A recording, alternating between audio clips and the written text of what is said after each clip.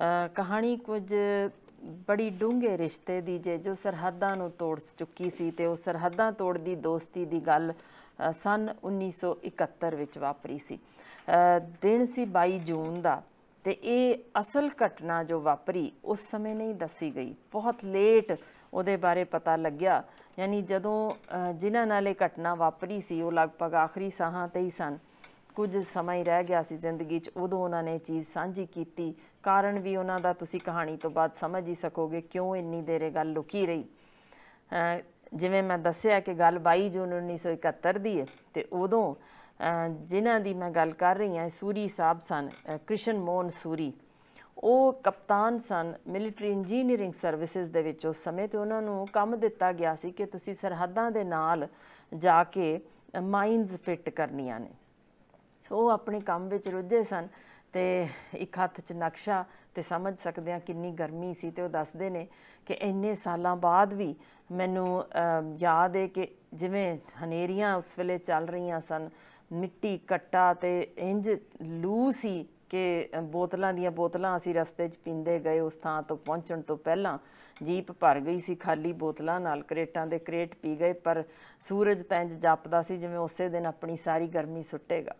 ਸੋ ਉਸ ਲੂ ਚਲਦੀ ਦੇ ਵਿੱਚ ਪਿੱਠੂ ਅਖੀਰ ਉਹਨਾਂ ਨੇ ਚੁੱਕੇ। 3 ਬੰਦੇ ਸਨ ਸੂਰੀ ਸਾਹਿਬ ਦੇ ਨਾਲ, 2 ਹੋਰ ਜਣੇ, ਅਤੇ ਹੱਥ ਵਿੱਚ ਇਹਨਾਂ ਦੇ ਨਕਸ਼ਾ ਸੀ, ਆਪਣੀ ਪੈਨਸਿਲ ਸੀ ਮਾਰਕਿੰਗ ਲਈ, ਅਤੇ ਬਾਕੀ ਤਾਰਾਂ ਅਤੇ ਹੋਰ ਐਂਗਲ ਆਇਰਨ ਵਗੈਰਾ ਸਾਰਾ ਫਿੱਟ ਕਰਨ ਲਈ ਉਹਨਾਂ ਨੇ ਸਮਾਨ ਚੁੱਕਿਆ ਹੋਇਆ ਸੀ।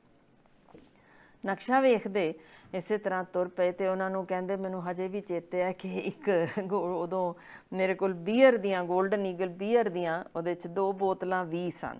ਉਹਦੀ ਵੀ ਖਾਸੀਅਤ ਦੱਸਾਂਗੀ ਕਿਵੇਂ ਚੇਤੇ ਰਹਿ ਗਈ ਉਹਨਾਂ ਨੂੰ ਅਖੀਰ ਵਿੱਚ। ਸੋ ਉਹ ਉਤਰੇ ਜਦੋਂ ਅਤੇ ਜੀਪ ਤੋਂ, ਅਤੇ ਕੋਈ ਦੂਰ ਦੁਰੇਡੇ ਤੱਕ ਵੀ ਕਹਿੰਦੇ ਦਰਖਤ ਵੀ ਤੱਕ ਨਹੀਂ ਸੀ, ਫਸਲਾਂ ਕੱਟੀਆਂ ਪਈਆਂ ਸਨ ਜਾਂ ਜੋ ਵੀ ਉੱਥੇ ਬੀਜੀਆਂ ਹੀ ਨਹੀਂ ਸਨ, ਜਿਵੇਂ ਵੀ ਹਾਲ ਸੀ ਗਰਮੀ 'ਚ। ਅਤੇ ਸਰਹੱਦ ਇਲਾਕੇ ਰੇਤੀਲਾ ਵੀ ਸੀ ਕੁਝ ਇਲਾਕਾ।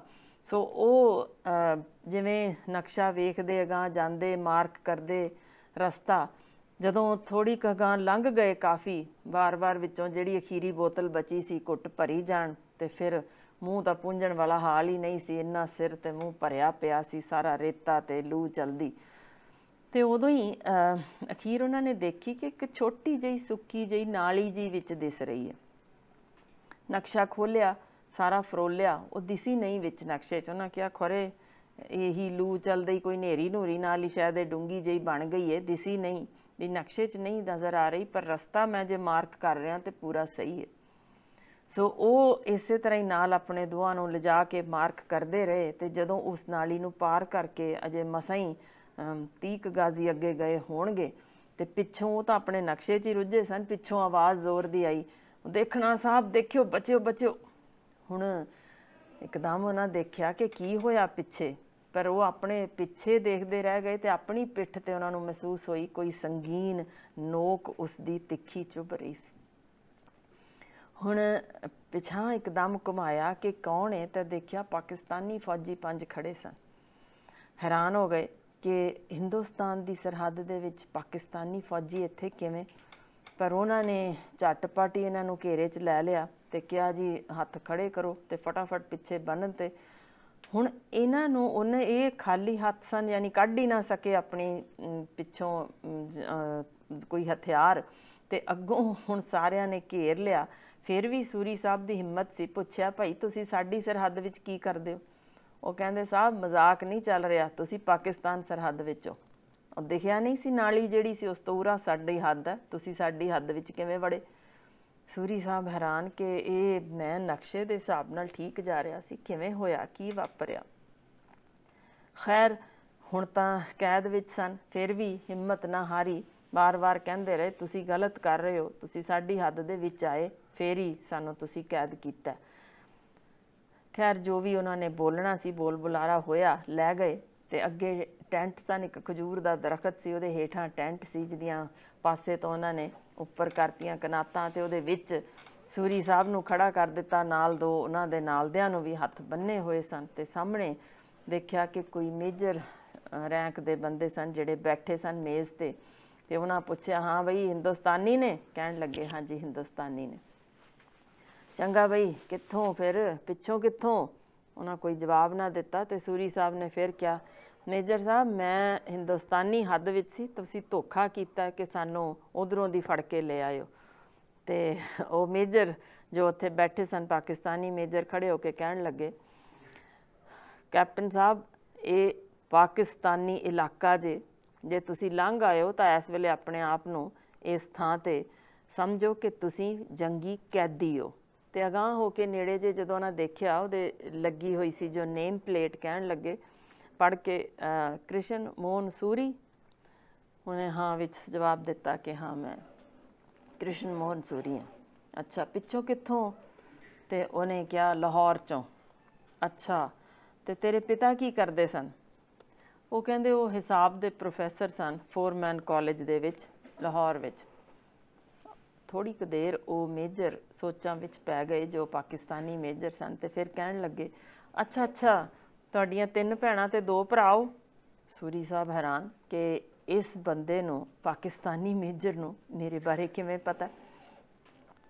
ਤੇ ਫਿਰ ਤੁਹਾਡੇ ਘਰ ਵੱਲ ਉਹ ਜ਼ਮਜ਼ਮਾ ਤੋਪ ਦੇ ਉੱਤੋਂ ਘੁੰਮ ਕੇ ਜਾਇਆ ਜਾਂਦਾ ਸੀ?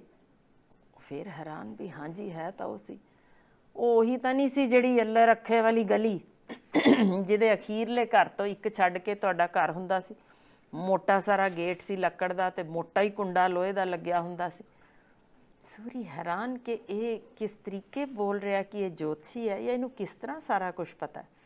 ਤੇ ਜਦੋਂ ਉਹਨਾਂ ਨੇ ਹਾਂ ਕੀਤੀ ਤਾਂ ਕਹਿਣ ਲੱਗੇ, ਪਛਾਣਿਆ ਹੀ? ਤੇ ਉਹ ਸਿਰ ਨਾ ਹਿਲਾਇਆ ਕਿ ਨਹੀਂ ਪਛਾਣ ਨਹੀਂ ਆਈ।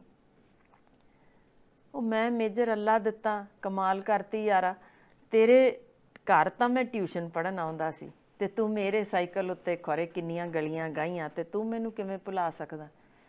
ਤੇ ਇਹ ਕਹਿੰਦੇ ਹੀ ਅੱਲਾ ਦਿੱਤਾ ਜੀ ਨੇ ਉੱਠ ਕੇ ਤੇ ਆਪਣੀ ਜੇਬ ਚੋਂ ਚਾਕੂ ਕੱਢਿਆ ਤੇ ਉਹਦੀਆਂ ਰੱਸੀਆਂ ਵੱਢ ਦਿੱਤੀਆਂ। ਕਮਾਲ ਦਾ ਉਹ ਮੇਲ ਸੀ ਜਿਹੜਾ ਉਸ ਵੇਲੇ ਦੱਸਦੇ ਨੇ ਕਿ ਦੋਨੋਂ ਜੱਫੀ ਪਾ ਕੇ ਰੋਏ। ਜ਼ਰਾ ਸੋਚ ਕੇ ਵੇਖੀਏ ਕਿ ਇੱਕ ਪਾਸੇ ਹਿੰਦੁਸਤਾਨੀ ਫੌਜੀ, ਇੱਕ ਪਾਸੇ ਪਾਕਿਸਤਾਨੀ ਫੌਜੀ ਸਰਹੱਦ ਤੋਂ ਲੰਘੇ ਹੋਏ, ਤੇ ਕੀ ਹੁੰਦੀ ਜੇ ਬਚਪਨ ਦੀ ਮੁਹੱਬਤ ਜਿਸ ਨੇ ਉਹਨਾਂ ਦੋਨਾਂ ਨੂੰ ਗਲੇ ਨਾਲ ਲਾਇਆ।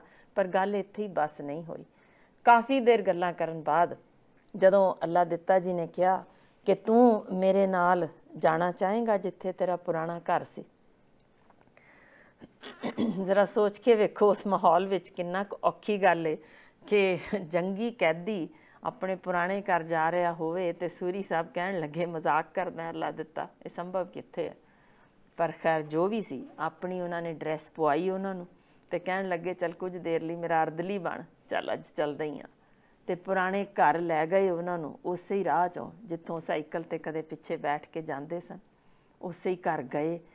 ਹੈਰਾਨ ਹੋ ਗਏ ਸੂਰੀ ਸਾਹਿਬ ਦੇਖ ਕੇ, ਕਹਿੰਦੇ ਉਹ ਮੇਰੀ ਮਾਂ ਦਾ ਬਣਾਇਆ ਉਹੀ ਹੱਥ ਨਾਲ ਜੋ ਰਸੋਈ ਦੇ ਵਿੱਚ ਖਾਨਾ ਉਹ ਵੀ ਉਂਝ ਹੀ ਸੀ, ਚਿੱਤਰਕਾਰੀ ਜੋ ਕੀਤੀ ਹੋਈ ਸੀ ਭੈਣਾਂ ਨੇ ਉਹ ਵੀ ਉਂਝ ਹੀ ਸੀ, ਉਹ ਕਿੱਲ ਵੀ ਉਂਝ ਹੀ ਸੀ ਜਿੱਥੇ ਉਹਨਾਂ ਦੇ ਪਿਤਾ ਜੀ ਕੋਟ ਟੰਗਦੇ ਸਨ। ਤੇ ਫਿਰ ਇੱਥੋਂ ਤੱਕ ਕਿ ਜਿਹੜਾ ਗਿਲਾਸ ਉਹਨਾਂ ਨੇ ਅੰਦਰੋਂ ਦਿੱਤਾ ਪਾਣੀ ਪੀਣ ਲਈ, ਉਹ ਵੀ ਉਹਦੇ ਉੱਤੇ ਕ੍ਰਿਸ਼ਨ ਜੀ ਦਾ ਨਾਂ ਖੁਦਿਆ ਪਿਆ, ਉਸੇ ਤਰ੍ਹਾਂ ਪੁਰਾਣਾ ਹੀ ਉਹੀ, ਯਾਨੀ ਉਂਝ ਹੀ ਭਾਂਡੇ ਟਿੰਡੇ ਛੱਡ ਕੇ ਜੋ ਗਏ ਸਨ ਉਸੇ ਤਰ੍ਹਾਂ ਹੀ ਸਭ ਕੁਛ ਮਿਲ ਗਿਆ। ਖੈਰ ਆਪਣੀਆਂ ਯਾਦਾਂ ਸਾਂਝੀਆਂ ਕੀਤੀਆਂ ਉਹਨਾਂ ਨੇ, ਉੱਥੇ ਸਮਾਂ ਬਿਤਾਇਆ, ਵਾਪਸ ਵੀ ਆਏ ਤੇ ਆ ਕੇ ਬਿਹਤਰੀਨ ਖਾਣੇ ਉਹਨਾਂ ਨੂੰ ਦਿੱਤੇ ਗਏ ਜਿਹੜੇ 7 ਤਰ੍ਹਾਂ ਦੀਆਂ ਉੱਥੇ ਬਣੀਆਂ ਹੋਈਆਂ ਸੀ ਜੋ ਖਾਣੇ ਜਿਹੜੇ ਖਾਧੇ। ਜਿਸ ਕਾਰਨ ਮੈਂ ਅਖੀਰ ਤੇ ਲਿਆ ਰਹੀ ਹਾਂ ਇੱਕ ਆਖਰੀ ਗੱਲ ਕਿ ਹੁਣ ਸਮਾਂ ਸੀ, ਸੂਰਜ ਡੁੱਬ ਚੱਲਿਆ ਸੀ ਤੇ ਸੂਰੀ ਸਾਹਿਬ ਸੋਚਾਂ 'ਚ ਪੈ ਗਏ ਕਿ ਇੰਨੀ ਕਮਾਲ ਦੀ ਮੇਰੀ ਆਓ ਭਗਤ ਹੋਈ ਏ। ਤੇ ਜੇਬ 'ਚੋਂ ਕੱਢੀ, ਉਹ ਖਿਮਾ ਕਰਿਓ ਆਪਣੇ ਬੈਗ 'ਚੋਂ ਕੱਢੀ ਕਿ ਆਹ ਲਓ ਬੀਅਰ ਦੀ ਬੋਤਲ, ਮੇਰੇ ਕੋਲ ਤਾਂ ਇਹੀ ਹੈ, ਇੱਕ ਦੋਸਤੀ ਦੇ ਨਾਂ 'ਤੇ ਇਹ ਵੀ ਸਹੀ। ਪੀਂਦਿਆਂ ਪੀਂਦਿਆਂ ਜਦੋਂ ਸੋਚ ਰਹੇ ਸਨ ਤਾਂ ਅੱਲਾ ਦਿੱਤਾ ਕਹਿਣ ਲੱਗੇ, ਦੋਸਤੀਆਂ ਮੈਨੂੰ ਲੱਗਦਾ ਤੂੰ ਡੂੰਘੀ ਸੋਚ 'ਚ। ਕਹਿਣ ਲੱਗਾ ਸੂਰੀ, ਹਾਂ ਵਾਕਈ, ਹੁਣ ਕੀ ਕਰੋਗੇ ਮੇਰੇ ਨਾਲ, ਕਿਉਂਕਿ ਮੈਂ ਤਾਂ ਜੰਗੀ ਕੈਦੀ ਹਾਂ। ਤੇ ਅੱਲਾ ਦਿੱਤਾ ਕਹਿਣ ਲੱਗੇ, ਚੱਲ ਤੂੰ ਦੱਸ ਮੇਰੀ ਥਾਂ ਤੇ ਹੁੰਦਾ ਤਾਂ ਕੀ ਕਰਦਾ। ਤੇ ਸੂਰੀ ਸਾਹਿਬ ਨੇ ਝੱਟ ਕਿਹਾ, ਮੇਰੇ ਲਈ ਮੁਲਕ ਪਹਿਲੇ ਨੰਬਰ ਤੇ ਹੁੰਦਾ, ਦੋਸਤੀ ਦੂਜੇ ਨੰਬਰ ਤੇ ਹੁੰਦੀ। ਅੱਲਾ ਦਿੱਤਾ ਮੁਸਕਰਾ ਪਏ, ਕਹਿਣ ਲੱਗੇ ਚੱਲ ਯਾਰਾ ਤੁਰ ਮੇਰੇ ਨਾਲ। ਤੇ ਉਹਨੂੰ ਲੈ ਕੇ ਜਦੋਂ ਗਏ, ਨਾਲ ਬਾਕੀ ਦੋਨੋਂ ਵੀ ਸੀ, ਸਰਹੱਦ ਪਾਰ ਕਰਾਈ ਤੇ ਕਹਿਣ ਲੱਗੇ ਉਹ ਤੇਰਾ ਹਿੰਦੁਸਤਾਨ ਹੈ, ਇਹ ਮੇਰਾ ਪਾਕਿਸਤਾਨ ਜਾ ਤੂੰ ਆਜ਼ਾਦ ਹੈ। ਇੱਕ ਗੱਲ ਯਾਦ ਰੱਖੀ, ਇਹ ਸਰਹੱਦਾਂ ਜਿਨ੍ਹਾਂ ਨੇ ਰਾਜ ਕਰਨੀਆਂ ਨੇ ਉਹ ਸਾਡੇ ਦਿਲਾਂ ਵਿੱਚ ਪਾੜ ਪਾਉਣ ਲਈ ਉਹਨਾਂ ਨੇ ਬਣਾ ਦਿੱਤੀਆਂ ਹੁੰਦੀਆਂ, ਵਰਨਾ ਦੋਸਤੀਆਂ ਦੇ ਵਿੱਚ ਕਦੇ ਇਹ ਪਾੜ ਰਹਿੰਦੇ ਨਹੀਂ। ਨਾ ਇਸ਼ਕ, ਨਾ ਮੁਹੱਬਤ, ਨਾ ਦੋਸਤੀ ਇਹ ਸਰਹੱਦਾਂ ਨਹੀਂ ਵੇਖਦੀ। ਇਹ ਆਖਰੀ ਸ਼ਬਦ ਜੋ ਨਾ ਕਹੇ ਤੇ ਛੱਡ ਕੇ ਵਾਪਸ ਮੁੜ ਗਏ। ਸੂਰੀ ਜੀ ਨੇ ਉਮਰ ਭਰ ਜਦ ਤੱਕ ਜ਼ਿੰਦਾ ਸੀ, ਯਾਨੀ ਆਖਰੀ ਸਾਹਾਂ ਤੱਕ, ਇਹ ਗੱਲ ਇਸ ਕਰਕੇ ਲੁਕਾ ਰੱਖੀ ਕਿ ਅੱਲਾ ਦਿੱਤਾ ਜੀ ਦੇ ਉੱਤੇ ਕੋਈ ਉਂਗਲ ਨਾ ਚੁੱਕੀ ਜਾਵੇ ਜਾਂ ਉਹਨਾਂ 'ਤੇ ਕੋਈ ਐਕਸ਼ਨ ਨਾ ਹੋਵੇ। ਪਰ ਗੱਲ ਬਹੁਤ ਡੂੰਘੀ ਜੇ। ਇਹ ਇਸ਼ਕ, ਇਹ ਮੁਹੱਬਤ, ਇਹ ਦੋਸਤੀਆਂ ਕਿੰਨੀਆਂ ਡੂੰਘੀਆਂ ਨੇ। ਅਸੀਂ ਸਰਹੱਦਾਂ ਤੋਂ ਪਾਰ ਕਿਤੇ ਉਹਨਾਂ ਦੇ ਵਿੱਚ ਤਰੇੜ ਤਾਂ ਨਹੀਂ ਪਾ ਦਿੱਤੀ। ਅਸੀਂ ਚੜ੍ਹਦੇ ਪੰਜਾਬ 'ਚੋਂ ਹਾਂ ਜਾਂ ਲਹਿੰਦੇ ਪੰਜਾਬ 'ਚੋਂ।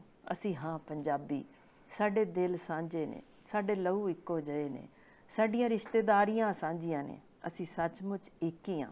ਸਿਰਫ ਮਨਾਂ ਵਿੱਚ ਪਏ ਪਾੜ ਮਿਟਾ ਦੇਈਏ ਤਾਂ ਅਸੀਂ ਸੱਚੀ ਮੁੱਚੀ ਇੱਕ ਹੋ ਜਾਵਾਂਗੇ। ਸਾਡਾ ਹਰ ਇੱਕ ਪ੍ਰੋਗਰਾਮ ਦੇਖਣ ਤੇ ਸਾਡੇ ਨਾਲ ਜੁੜਨ ਲਈ ਸਬਸਕ੍ਰਾਈਬ ਕਰੋ ਚੈਨਲ ਪੰਜਾਬੀ ਤੇ ਨੋਟੀਫਿਕੇਸ਼ਨ ਲਈ ਬੈਲ ਆਈਕਨ ਵਾਲੇ ਬਟਨ ਤੇ ਕਲਿੱਕ ਕਰੋ।